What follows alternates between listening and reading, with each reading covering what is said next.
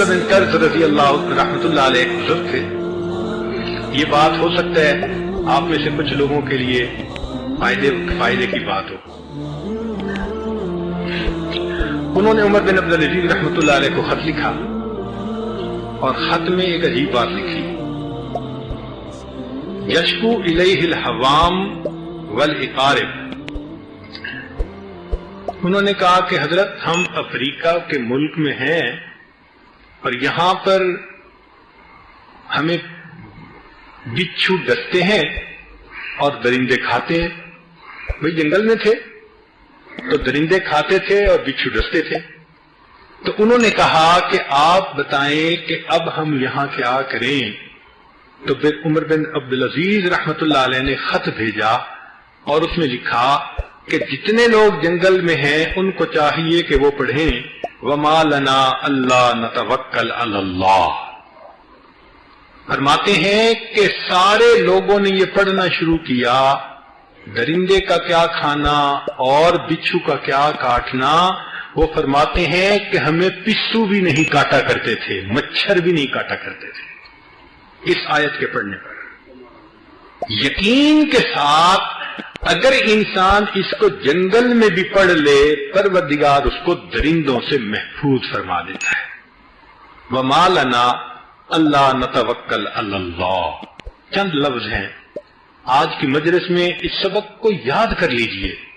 اور ماشاءاللہ یہاں تو بڑے بڑے دلیر لوگ موجود ہوتے ہیں جنگلوں میں جانے والے ماشاءاللہ. تو اس آیت کو پڑھنے سے ہو سکتا ہے کہ فائدہ ہو.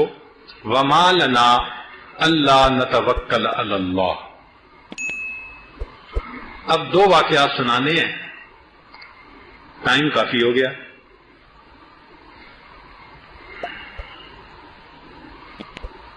ایک واقعہ ایک وکیل صاحب کا ہے اور ایک واقعہ چھوٹی بچی کا ہے, لیکن مضمون کو مزید کھولنا ہے. وکیل صاحب بیت ہوئے اور یہ اپنے شہر کے سب سے نامی گرامی وکیل تھے. اتنا کام تھا کہ ان کے پاس کیسز جو تھے وہ ختم نہیں ہوتے تھے. آگے اسسٹنٹ رکھے ہوئے تھے اور وکیل رکھے ہوئے تھے. ایک وقت میں درجنوں مقدمے ہوتے تھے اور امیروں کے اور انڈسٹری والوں کے اور بزنس والوں کے. اور چونکہ وکیل بہت ٹیلنٹڈ تھا اور اس کو بات کرنے کا ملکہ بھی تھا تو وہ ایسے کیس لڑتا تھا کہ بس اس کے حق میں فیصلے ہوتے تھے. تو ہر بندہ چاہتا تھا اس کو وکیل بنائے. اللہ کی شان کہ جب عروج پہ تھا نا اس کی پریکٹس, وہ کسی اللہ والے کے ہاتھ لگ گیا اور اس نے بیعت کر لی. پھر ایک دن کہنے لگا کہ جی میرا تو پیشہ ہی وکیل کا ہے اور آپ کہتے ہیں کہ سچ بولنا چاہیے, تو میں کیا کروں. میں نے کہا بھئی سبق تو میں یہی پڑھا رہا ہوں کہ سچ بول کے ہار جانا جھوٹ بول کے جیت جانے سے زیادہ بہتر ہوتا ہے. سچ بول کے ہار جانا جھوٹ بول کر جیت جانے سے زیادہ بہتر ہوتا ہے. اس لیے جھوٹ سے بچو, کیوں اپنی آخرت خراب کرتے ہو. اس کو بات سمجھ آ گئی. اس نے بیوی کو جا کے کہا کہ بھائی میں نے آج کے بعد جھوٹ نہیں بولنا, میں نے دل میں عہد کر لیا. اب ان کی زمینیں بھی تھیں اور وہ بڑی اونچی فیملی کے لوگ تھے, مطلب بڑی معزز فیملی کے لوگ تھے. بیوی نے کہا کہ میں آپ کے ساتھ ہوں. چنانچہ وہ مضبوط ہو گئے. اب وہ آئے تو انہوں نے آ کے اپنے ساتھ والے وکیلوں کو کہہ دیا کہ بھئی میں نے جھوٹا مقدمہ کوئی نہیں لینا.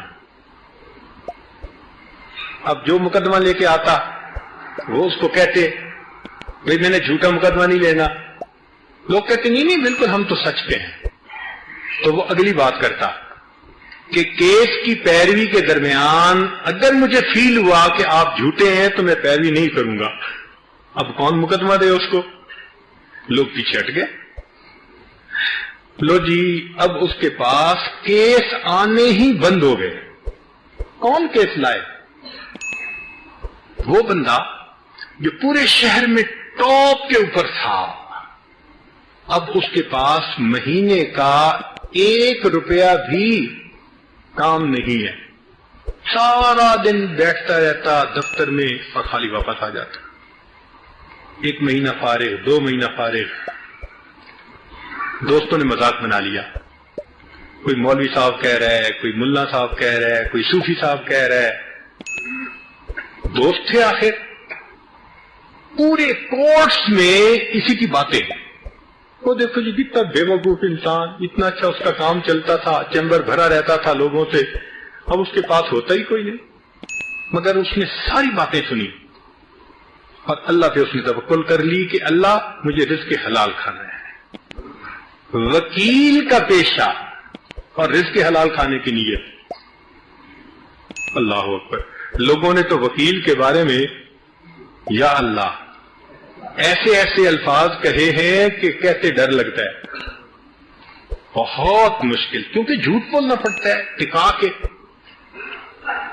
تو اس لیے کسی نے کہا کہ کھیتی باڑی کر لو، بزنس کر لو، اس نے کہا نہیں، عمر ساری پڑھا ہے، میں قانون جانتا ہوں، پریکٹس کرتا ہوں، فیلڈ تو میں یہی رکھوں گا، میں نے نہیں ہلنا۔